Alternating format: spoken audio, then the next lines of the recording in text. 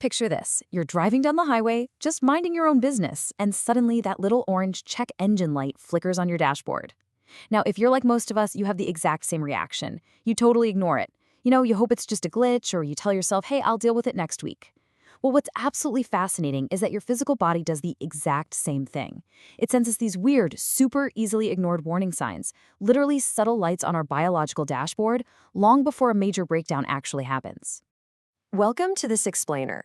Today, our mission is to completely decode the bizarre, hidden physical clues that our bodies leave for us. We're going to look at the signs that most people completely write off as, just getting older or having dry skin or just being a little quirky. By the end of this, I promise you're going to look at yourself in the mirror completely differently. You'll be empowered to actually read the hidden language of your own health. All right, so here is exactly what we're going to cover today. First, we'll look at clues hidden on your face. Then, warnings written on your skin. Next up, hands, fingers, and nails. And finally, listening to your body. Let's dive right into part 1, clues hidden on your face, reading the signs above the neck. So if you look really closely at the colored part of an older person's eye, say someone who's in their 70s, you might notice this pale gray or white ring forming around the outer edge. And honestly, that's usually just a totally normal sign of aging. But what if you're 30, or really any time before 45, and you see that exact same gray ring? Well, that is a totally different conversation. That ring is called arcus, and it is literally made of fat and cholesterol deposits sitting right there in your cornea. Now, it doesn't affect your vision at all, but it's a massive red flag. Your eye is showing you on the outside what might be quietly building up everywhere else in your arteries. A gray ring at 70 is just time, but a gray ring at 30, yeah, that's absolutely worth a phone call to your doctor. There's actually another crucial clue that pops up right around the eyes. Most people see these tiny bumps under their eyes and just automatically assume it's a skin issue. But sometimes those small white or yellowish bumps are something called xanthelasma. This is literally cholesterol depositing right under your skin. Your body is so overloaded with it that it's just storing the excess right where you can see it. They don't hurt, they don't itch, they just sit there looking like harmless melia cysts, all while your arteries are quietly dealing with that exact same problem internally. So if these show up and they just never leave, keep this in mind. This isn't a skincare issue that you can just squeeze away. It's a blood test waiting to happen. Okay, let's move just an inch or two higher. I want you to ask yourself a question. Why is the outer tail of your eyebrow quietly disappearing? Take a look at the very outer end of your eyebrows, the part closest to your temples. If that section is thinning out while the rest of it stays nice and full, you might be totally tempted to blame it on age or maybe years of overplucking, but let's look at what's really going on under the hood here. This little vanishing act actually has a medical name, the sign of Hurtige, and it is heavily tied to a slow, underactive thyroid. See, your thyroid basically controls how fast your body repairs and regrows tissue, and that includes hair. So when your thyroid slows down, your body has to make some really tough choices. It starts rationing. It stops prioritizing what it considers non-essential. And honestly, the far edge of your eyebrow is right at the absolute bottom of that priority list. Now, unlike losing hair on your head, which you'd probably notice immediately, this is so incredibly subtle that you might ignore it for years. But if it's accompanied by feeling tired all the time, maybe some unexpected weight gain, and just constantly feeling cold, your body is practically begging for a thyroid panel. All right, let's shift down to the mouth. Have you ever had those stinging, stubborn little cracks at the corners of your mouth that just outright refuse to heal? You know the ones. They hurt literally every single time you yawn or take a bite of food. You can smear lip balm or fancy ointment on them all day long, but if you're dealing with angular cheilitis, you're totally missing the point. See, this spot stays warm and damp every time you talk or eat, which makes it a perfect little home for bacteria and yeast to move in and colonize the crack. But the true root cause is almost always an internal deficiency. Your body's frantically waving a flag trying to tell you that you are missing crucial B vitamins, specifically things like B2 or B12 or iron. People will treat this for months as a dry skin problem when it was literally never about the skin in the first place. Fix what's missing on the inside and you'll see those cracks just sort themselves out. Let's move on to section 2, warnings written on skin when your outer layer sounds the alarm. Acanthosis nigricans. Now, sometimes people will aggressively scrub the back of their neck for weeks, convinced they just have some really stubborn dirt back there. But it's not dirt. These dark, velvety, kind of suede-like patches, which usually show up on the neck, the armpits, or the groin, are one of the absolute earliest and most reliable visible signs of insulin resistance.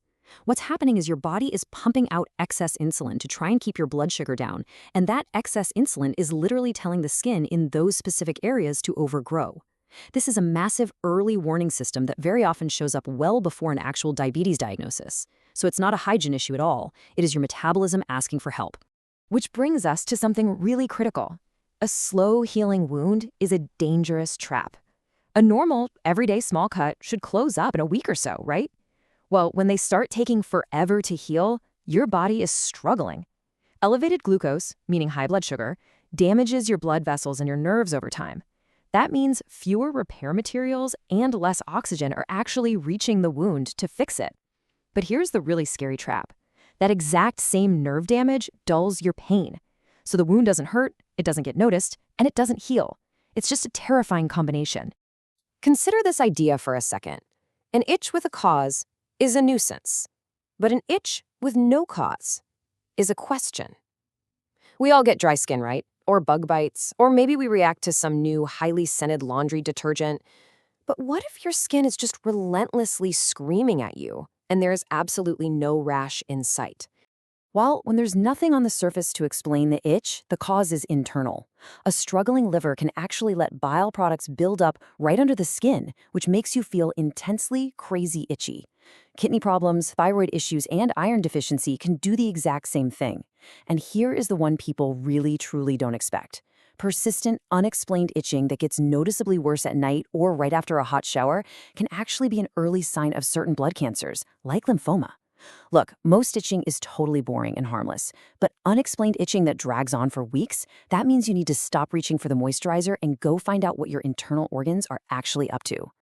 All right, Section 3, hands, fingers, and nails, the diagnostic tools literally right at your fingertips. Some people just assume they have a quirky personality trait of always having freezing cold hands and feet. But if you are reliably freezing while everyone else in the room is perfectly comfortable, your body is actively telling you something. It could be low iron, which means your blood is literally worse at moving oxygen and heat around, so the body sacrifices the hands and feet first just to keep your core organs warm. It could also be an underactive thyroid, meaning your slowed metabolism just isn't producing enough total body heat, and it doesn't matter how many layers you wear. Or it could be Raynaud's, where your blood vessels drastically overreact to the cold, turning your fingers stark white or even blue. The point is, freezing hands demand a conversation, not just a thicker pair of socks. Okay, I want you to actually try something with me right now. It's called the diamond test for clubbed fingertips. Put your 2 index fingers together right now, touching nail to nail. Now, look closely. You should see a tiny, small, diamond-shaped gap of light right where the cuticles meet. Do you see it? Okay. If that gap has completely closed up, it's a sign of something called clubbing, where the fingertips widen and round out. And guys, this isn't cosmetic. It is a clinical sign of chronically low blood oxygen over a long period of time, usually pointing directly to issues with the lungs or the heart. It's your body visually adapting to a lack of oxygen over months or even years. And speaking of nails, they act as this amazing physical timeline. Now, vertical ridges up and down, those are usually just harmless aging. But deep horizontal grooves running right across the nail are called Bowes lines. They mark the exact moment when your nails simply stopped growing properly because your body was dealing with a massive trauma. Think a severe illness, a super high fever, or an intense stress event. Because your nails grow at a very steady rate, you can literally date the event. A ridge halfway up the nail means your body went through hell about 3 months ago. It's literally your body keeping a timeline that you didn't even ask for. Now, if your nails are doing the exact opposite and scooping inward instead of curving down, you might have something called koilonychia. These are spoon-shaped nails that dip in the middle so much that you could actually rest a drop of water right in them and it wouldn't roll off. This indicates a severe, long-term iron deficiency. And here is the truly unsettling part about this one. By the time your nails grow into a literal spoon shape, your body has been starved of iron for months. This isn't some quick early warning. This is your body screaming that it's been running on empty for a long, long time. Which brings us to our final part. Section 4, listening to your body. Unexplained is the most important word in health. Before we wrap up, here are just a few more brilliant, zero-cost diagnostic checks you can do in literally 10 seconds in front of your bathroom mirror today. Gently pull down your lower eyelid. If that highly vascular tissue inside is pale instead of a healthy bright pink or red, you might have low hemoglobin or anemia. Look at the whites of your eyes. If they've shifted to a yellow tint, that's jaundice, meaning bilirubin is building up because your liver is struggling. Stick your tongue out. A thick white coating that you can almost scrape off, that's oral thrush, an overgrowth of candida yeast that absolutely screams your immune defenses are running below normal. And lastly, if you are noticing unexplained clusters of bruises and you have zero memory of bumping into anything, your clotting system or your vitamin C and K levels might be completely out of whack. And that really brings us to the core lesson of this entire explainer today. We have got to stop treating internal alarms with external band-aids. If you take away just one single thing from this, let it be this. Smearing ointment on angular cheilitis won't fix an iron deficiency. Scrubbing your neck in the shower won't cure insulin resistance. And putting on thicker, fluffier socks won't fix a failing thyroid. Your body is incredibly, beautifully smart, but it can only communicate with you through physical symptoms.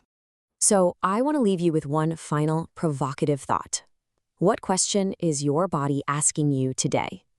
We all have a dashboard, and sometimes those little lights are flashing. It's time we stop ignoring them and actually look under the hood to find the root cause. Thank you so much for joining me for this explainer. Now, seriously, go check a mirror, and I'll catch you next time.